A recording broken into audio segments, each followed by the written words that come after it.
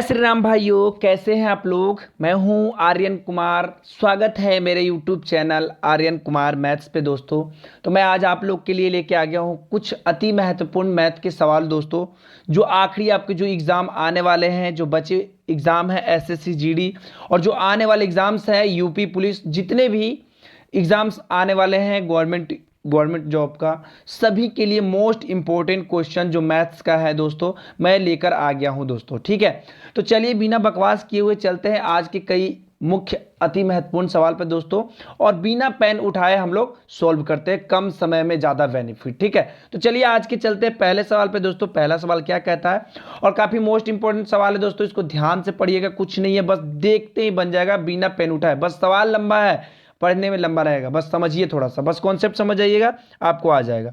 कहता है सवाल जरा ध्यान से पढ़िएगा, ए तथा बी के मासिक वेतनों का अनुपात 8:9 है। ध्यान से समझने की कोशिश कीजिएगा बच्चों, जितने भी दोस्त हैं, भाई हैं, बहन हैं, ध्यान से समझने की कोशिश कीजिएगा। ठीक है, ए तथा बी के मासिक वेतनों का अनुपात 8:9 है। अगर प्रत्येक को 4,000 रुपया की वेतन वृद्धि मिलती है तो ए तथा बी के नए मासिक वेतन का अनुपात 10:11 हो जाता है। तो ए का नया मासिक वेतन क्या होगा, बस यही इतना समझना था। समझ में आ रहा है तो बताइएगा जरूर। ठीक है, कुछ नहीं कह रहा है। ए तथा बी का मासिक वेतनों का अनुपात कितना है दोस्तों, 8:9। जब उसका, अब क्या कहता है, जब प्रत्येक को 4,000 रुपये वेतन मिल जाता है, अब ए और बी का नया वेतन कितना है दोस्तों, 10:11। समझने की कोशिश कीजिएगा थोड़ा सा, बस क्वेश्चन हल हो ही गया है। बस समझाने के लिए मैं जितना टाइम लूं, आप लोग को बस जाना एग्जाम में और देखते ही आंसर दे देना। अब पहले था ए तथा बी का अनुपात 8:9 यानी 8:9। अब कितना हो गया, 10:11। वृद्धि कितने की हुई है, इधर से ए में हुई है 2 के, और इधर से इसका भी बी का हुआ है 2 का वृद्धि। यानी कि कह सकते हैं दोस्तों कि 2 रेशियो बराबर 4,000, तो 1 रेशियो बराबर कितना हो जाएगा, 4,000 को 2 से भाग कर दीजिए, कितना आ जाएगा 2,000। जब 1 रेशियो बराबर 2,000, अब लास्ट वाला पढ़िए लाइन, तो हो जाता है तो ए का नया मासिक वेतन, तो ए का नया मासिक वेतन कितना है 10। देखिए यहां ध्यान से देखिएगा, जब 1 रेशियो बराबर, ध्यान से देखिएगा, जब 1 रेशियो बराबर 2,000, तो बताइए 10 रेशियो बराबर कितना होगा, कितना होगा जल्दी बताइए, 2,000 गुना 10 मतलब कितना, 2×2 यानी कि 20,000 रुपए। तो बताइए 20,000 रुपए किस ऑप्शन में है, कहिएगा सर ऑप्शन नंबर डी आपका बिल्कुल राइट आंसर हो जाएगा। उम्मीद करते हैं दोस्तों आपको बिल्कुल अच्छे से समझ में आ गया होगा। कोई दिक्कत हो तो आप जरूर बताइएगा। यहाँ 10 है, देखिएगा ध्यान से, 2,000 गुने 10, ये वाला 2 इसका अंतर है। तो उम्मीद करते हैं आपको बहुत अच्छे से समझ में आ गया होगा, और किसी इस प्रकार का प्रश्न अगर आपके एग्जाम्स में आते हैं तो आप देखते ही आंसर दे देना है, कुछ करना नहीं है। 8 से 10 हो गया, 2 की वृद्धि हो गई, 9 से 11 हो गया, 2 की वृद्धि हो गई, 2 रेशियो बराबर 4,000, तो 1 रेशियो बराबर 2,000। अब नया वेतन क्या है, ए का 10 है। अगर बी का पूछता तो 11 से गुना करते, और ए का पूछा तो 10 का कर दिए। जब बी का पूछता तो कितना होता, 22,000 रुपया हो जाता है ना, 11 दूना के 22, है ना, समझ रहे बात को। तो एक का नया वेतन पूछा तो 10 में क्या कर दिए, 2,000 से गुना कर दिए। 1 रेशियो बराबर 2,000, तो 10 रेशियो बराबर 10 दूनी 20 यानी 20,000 रुपए, और 20,000 आपका आंसर आ गया, बन गया ना 10 सेकेंड में। हम बस समझाने के लिए आपको जो भी करेंगे, समझाने के लिए टाइम लेंगे दोस्तों। ठीक है, आपको बस समझना है, और नोट्स जरूर कर लीजिएगा दोस्तों। ठीक है, उम्मीद करते हैं आपको समझ में आ गया होगा, और इस प्रकार का सवाल जब भी आपके एग्जाम्स में आएंगे आप इसको सोल्व कर लीजिएगा। चलिए आगे बढ़ते हैं, अगला सवाल।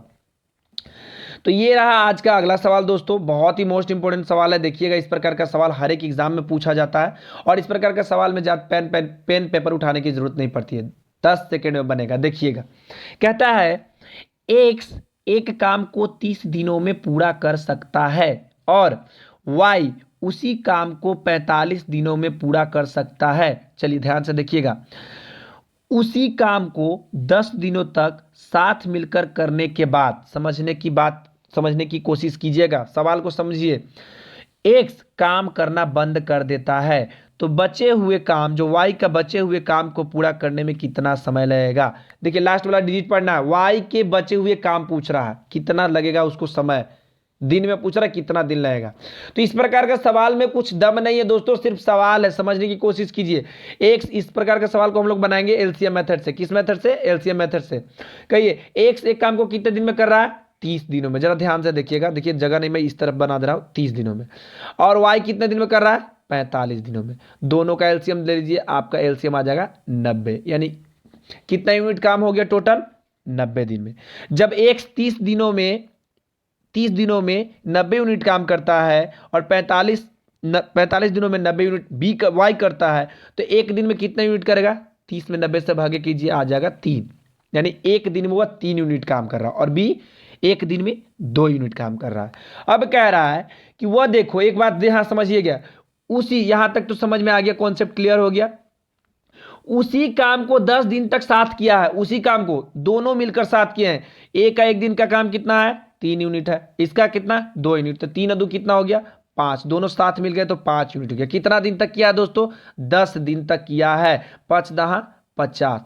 उसके बाद एक चला गया, चलिए जाने दीजिए इसको।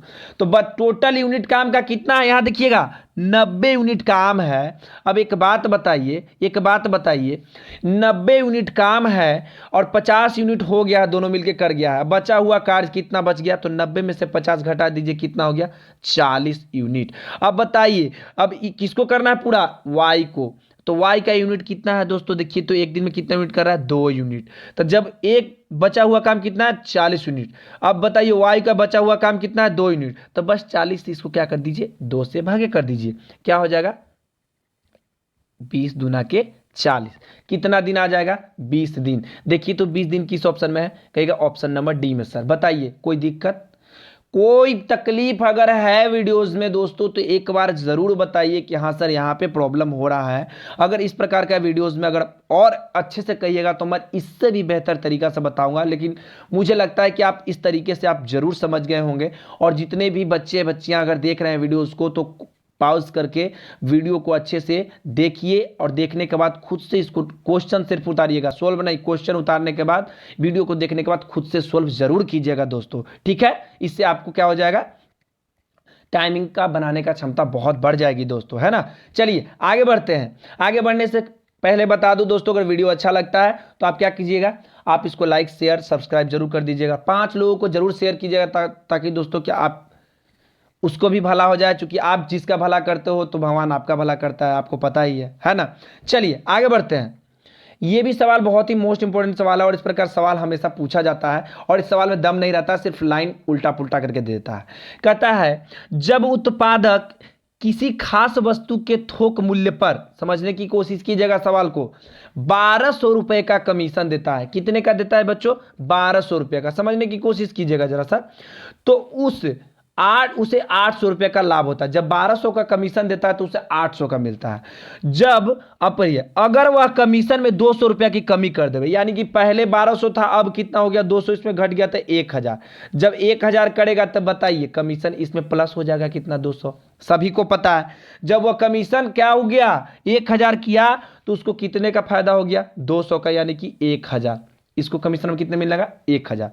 तो बताइए उसका लाभ प्रतिशत कितना होगा? यानी कितना बड़ा उसको लाभ हुआ? 200। कितने में? 800 रुपया में। अब परसेंटेज में क्या होता है सभी लोग जानते हैं, 100 से कैलकुलेशन होता है। बन गया क्वेश्चन। देखिए 200 चौके कितना हो गया? 800 और अब 25 चौके 100। बताइए 25% किस ऑप्शन में है? ऑप्शन नंबर ए में। बताइए सवाल में दम था दोस्तों, कुछ करना नहीं है, फिर से समझ लीजिए। 1200 रुपया का जब वह कमीशन दिया तो उसको कितना फायदा हो रहा है? 800। 1200 रुपया का कमीशन दिया तो 800 रुपया का क्या हुआ? फायदा हुआ। जब वह 200 और कम गया वो कमीशन में तो उसको 200 रुपया ऐड हो जाएगा ना, अगला को जो 800 मिला तो उसको 1000 मिलने लगेगा। तो फायदा कितना हुआ? 200 का। कितने में हुआ? 800 में। अब परसेंटेज में 100 से गुना कर लीजिए, आपका आंसर आ जाएगा दोस्तों। उम्मीद करते हैं सभी बच्चों को अच्छे से समझ में आ गया होगा, और ना समझ में आए तो आप कमेंट बॉक्स में आके बताइए कि सर हमको यहाँ पे समझ में नहीं आया, मैं और अच्छे तरीका से बताऊंगा। ठीक है दोस्तों, आइए आगे बढ़ते हैं। अगला सवाल ये रहा, देखिए बहुत ही मोस्ट इंपोर्टेंट सवाल है। इसको मैं 2 तरीका से आपको बताऊंगा। क्या? 2 मेथड से आपको हम बताऊंगा। दोनों अच्छा मेथड है, आपको जो अच्छा लगेगा आप एग्जाम में वैसे ही कीजिएगा। ठीक है दोस्तों, समझ में आ रहा है? चलिए पहले बेसिक मेथड बताते हैं। एक मेथड तो हो गया इन लोग का, क्या कीजिए, देखिए एन के नीचे कुछ नहीं तो 1 है, एलसीएम लेके आप लोग बना दीजिए, आंसर आ जाएगा। कैसे? देखिए 2 4 8, 8 के लघुत्तम कितना हो जाएगा? 8 हो जाएगा। 1 में 8 से भाग कीजिए 8 एन हो जाएगा, प्लस 2 में 8 से भाग कीजिए 4 आएगा, 4 में एन से गुना कीजिएगा तो 4 एन हो जाएगा, प्लस ध्यान से देखिएगा, बड़ा ध्यान से देखिएगा, कोई दिक्कत हो एक बार ज़रूर बताइए, कहीं कोई भी थोड़ा सा तकलीफ हो तो बताइएगा। अब देखिए ठीक है ना, 4 में 8 से भाग 2 आएगा, 2 में n से गुना करेंगे तो आ जाएगा 2n, कोई दिक्कत जी नहीं, 2n आ गया। अब आगे बढ़ते हैं, 8 में 8 से भागे करेंगे 1 आएगा, 1 में n से गुना करेंगे तो n आएगा। अब बराबर कितना है? 45, कोई दिक्कत नहीं। जोड़ लीजिए, 8 है 4 12, 12 14, 14 एक एगो n नहीं है तो समझिए 1 है 15, कितना हो गया? 15। 15 n बराबर, देखिए नीचे क्रॉस मल्टीप्लिकेशन कर दिया, बराबर 15, लिख सकते हैं 45 गुना 8, लिख सकते हैं ना, ये जो 8 तिरछा तिरछी यहाँ दिखाई दे रहा है ना, क्रॉस मल्टीप्लिकेशन, बिल्कुल। तो लिख सकते हैं n बराबर, उधर जाके भागे में है तो गुना में हो जाएगा 45 गुने 8/15, 15 तिया 45, का हो जाएगा 8 तियाई 24, तो n बराबर कितना हो गया? 24। 24 किस ऑप्शन में है? कहिएगा सर ऑप्शन नंबर बी में है। उम्मीद करते हैं आपको समझ में आ गया होगा। कहीं से कोई तकलीफ अगर हो रहा है तो एक बार जरूर वीडियो में आके कमेंट बॉक्स में बता दीजिए, ठीक है दोस्तों। चलिए, ये रहा तो आपका ये बेसिक मेथड। अब देखिए सेकंड मेथड, आप चाहें तो आप गो थ्रू ऑप्शन भी बना सकते हैं। कैसे? देखिए कैसे मैं बता रहा हूँ। 16 लीजिए, मान लीजिए n की जगह कितना ले लीजिए? 16। चलिए 16 ले लिए n, तो 1 में 16 से भागा करेंगे तो कितना आएगा? 16 ही आएगा। समझने की कोशिश कीजिएगा, प्लस समझिएगा। अब क्या करेंगे, n की जगह 16 है और 2 में 16 से भाग करेंगे तो आ जाएगा 8। समझ रहे हैं ना बात को? चलिए, कोई दिक्कत हो बताइएगा जरूर। 4 में क्या करेंगे, ये क्या 16 n और 4 में 16 से भागा, 16 में 4 से करेंगे तो आ जाएगा 4, कोई दिक्कत जी नहीं। अब n की जगह ले लेंगे 16, 16 में 8 से भागा करेंगे आ जाएगा 2। अब सबको ऐड कीजिए, 16 और 8 कितना हो गया? 24, 28 से 2 30, लेकिन हमारा कितना आना चाहिए? 45, जो कि नहीं आ रहा है। तो ये ऑप्शन आपका क्या हो गया? गलती। ऑप्शन नंबर बी सही है। देखिए बी कैसा आ जाएगा दोस्तों, अच्छा से देखिएगा ध्यान से। 24 ले लिए, चलिए एन की जगह 24 ले लिए, 24 में 1 से भागा करेंगे आ जाएगा 24, कोई दिक्कत भी जी नहीं। अब एन की जगह 24 ले लिए, 24 में 2 से भागे करेंगे तो आ जाएगा आपका 12, कोई दिक्कत जी नहीं सर, बिल्कुल दिक्कत नहीं हो रहा। एन की जगह ले लिए 24, 24 में 4 से भागा करेंगे आ जाएगा 6, बिल्कुल दिक्कत नहीं होना चाहिए, प्लस एन की जगह 24 ले लिए, 24 में 8 से भागा करेंगे आ जाएगा 3। चलिए इसको अब ऐड कीजिए, 24 12 कितना हो गया? 36, 36 और 9 कितना हो गया? 6 3 9 45, कितना आ गया दोस्तों? 45। बताइए 45 बराबर 45 आ गया? आ गया। तो बताइए आपको जो मेथड अच्छा लगे आप उसको बना सकते हैं। उम्मीद करते हैं आपको समझ में आ गया होगा। और इस प्रकार का सवाल अगर जब भी आपके एग्जाम्स में आते हैं तो बस देखते ही आंसर देना है, कोई पेन पेपर उठाने की जरूरत नहीं है दोस्तों, ठीक है ना। चलिए आगे बढ़ते हैं। अगला सवाल, वीडियो अच्छा लगता है तो लाइक शेयर सब्सक्राइब कर दीजिए, अपने 5 भाइयों या बहनों को भेज दीजिए, ताकि वो जो भी मैथ में कमज़ोर हैं या उनको बहुत दिक्कत ज़्यादा हो रही है तो उनको ये सवाल अच्छे से कम समय में ज़्यादा बेनिफिट हो जाए, ठीक है। आगे बढ़ते हैं।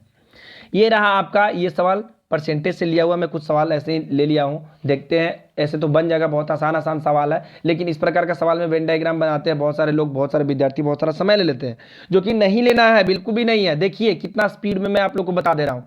कह रहा है एक परीक्षा में 70% विद्यार्थी अंग्रेजी में और 75% विद्यार्थी गणित में उत्तीर्ण हुए यानी पास हुए। यदि 5% विद्यार्थी दोनों विषयों में अनुत्तीर्ण हुए हों, अनुत्तीर्ण का मतलब फेल हुए, तो ज्ञात कीजिए कितने प्रतिशत विद्यार्थी दोनों विषयों में उत्तीर्ण यानी पास हुए हैं। बस यही ध्यान देना है, लास्ट डिजिट क्या करना है हमको। जब भी दोनों विषयों में पास पूछे तो जो 70% विद्यार्थी जो पास हुआ है उसको उत्तीर्ण रखेंगे, जो विषय में जो उत्तीर्ण हुआ है उसको उत्तीर्ण रखेंगे, और जो फेल हुआ अनुत्तीर्ण हुआ उसको अनुत्तीर्ण रखेंगे, और उसको 100 से घटा दे देंगे, आपका आंसर आ जाएगा। देखिए कैसे दोस्तों, जरा ध्यान से देखिएगा। कोई भी तकलीफ अगर थोड़ा सा भी अगर होती है आपको तो आप जरूर बताइए कि हाँ सर हमको यहाँ पे तकलीफ हो रहा है। तो बताइए कितने % विद्यार्थी जो हैं वो अंग्रेजी में पास हुए दोस्तों? 70%, प्लस 75% गणित में। अब बस फेल जो है उसको हम फेल ही रख देंगे, ठीक है, अनुत्तीर्ण है। और उसके बाद 100 से आप इसको माइनस कर लीजिए, आपका आंसर निकल के आ गया। देखिए कैसे आ गया, कितना हुआ, 75 पास 80 8 7 15 यानी 150। 150 में से -100 कर लीजिए, आ गया आपका कितना, 50%। बताइए किस ऑप्शन में है, ऑप्शन नंबर बी आपका बिल्कुल सही हो गया। तो इस परसेंटेज का कुछ इस तरह का जो सवाल होते हैं, बहुत सारे बच्चे वेन डायग्राम, बहुत सारे का 90% बच्चे वेन डायग्राम बनाते हैं, ऐसे करके लेते हैं, इतना करते हैं, इसका इतना करने की जरूरत नहीं है दोस्तों, बस देखते ही आंसर देना है, ठीक है, कोई दिक्कत जी नहीं। उम्मीद करते हैं आपको समझ में आ गया होगा। और इस प्रकार में बहुत सारे सवाल मिला के देते हैं जो कि कंफ्यूज हो जाता है, वही मैं लेकर आ गया हूं, उसको वही आपको कंप्लीट करा देता हूं। चलिए आगे बढ़ते हैं दोस्तों। ये रहा अगला सवाल। देखिए इसमें भी उसी प्रकार का दिखने में लग रहा होगा, लेकिन थोड़ा सा ध्यान से देखना पड़ेगा, कुछ नहीं करना है, ध्यान से देखना है। किसी परीक्षा में ध्यान से देखने की कोशिश कीजिएगा, किसी परीक्षा में 52% विद्यार्थी हिंदी में तथा 42% अंग्रेजी में फेल हुए। क्या हुए, फेल हुए। ध्यान से देखिएगा, यदि 17% विद्यार्थी इन दोनों विषयों में फेल हुए हो तो कितने प्रतिशत विद्यार्थी दोनों विषयों में, बस लास्ट का लाइन पूछी, समझ लीजिएगा, आंसर आ जाएगा। अब बताइए दोस्तों, कौन परीक्षा 52% अगर फेल हुआ है तो पास कितना हुआ है, जल्दी बताइए, जल्दी बताइए। तो 100% में से 52% क्या कर दीजिए, माइनस कर दीजिए, आपका कितना आ गया, 48%। अब बताइए 42% भी फेल ही हुए हैं तो क्या करेंगे, 50 में से 100 में से 42 घटा लीजिए, आपका आ जाएगा 58%। और जो फेल हुए हैं 17% दोनों में, उनको बस हम क्या कर लेंगे, फेल ही ले लेंगे दोस्तों। 2 में पास ले लेंगे और जो फेल है उसको फेल ले लेंगे। जब भी कोई परीक्षा में फेल पूछे तो उन दोनों को क्या कर लेंगे, पास रख लेंगे, और फेल को, दोनों विषय वाला को फेल करके और उसको -100 कर लेंगे, आपका आंसर निकल के आ जाएगा। चलिए दोस्तों जोड़िए, कितना आता है, 8 7 15 4 19 4 23 के 3 हाथ में 2, 1 3 8 5 13 4 17 17 5 और 9 1 10 10 और 2 12, सॉरी 123 -100 घटाइए तो कितना आता है दोस्तों, 23%। देखिए तो 23% कोई ऑप्शन में दिख रहा है आपको बच्चों कि सर ऑप्शन नंबर डी, यानी कि हमारा बिल्कुल सही निकल के आ गया। इस प्रकार का सवाल में कंफ्यूजन नहीं रखना है, बस ये ध्यान रखना है कहाँ पास हो रहा है कहाँ फेल हो रहा है, ठीक है, बस आपका आंसर। जब 2 विषयों में पास पूछे तो पास रख लेना है, जब फेल पूछे तो उसको पास करके, और जो फेल वाला रहेगा उसको फेल रख के 100 से घटा देंगे, यानी कि तीनों को जोड़ के 100 से घटा देंगे, आपका आंसर निकल के आ जाएगा। चलिए आगे बढ़ते हैं। और ये रहा बहुत ही मोस्ट इंपॉर्टेंट सवाल, बहुत ही लाजवाब सवाल है, आप जरूर देखिएगा दोस्तों, ध्यान से देखिएगा।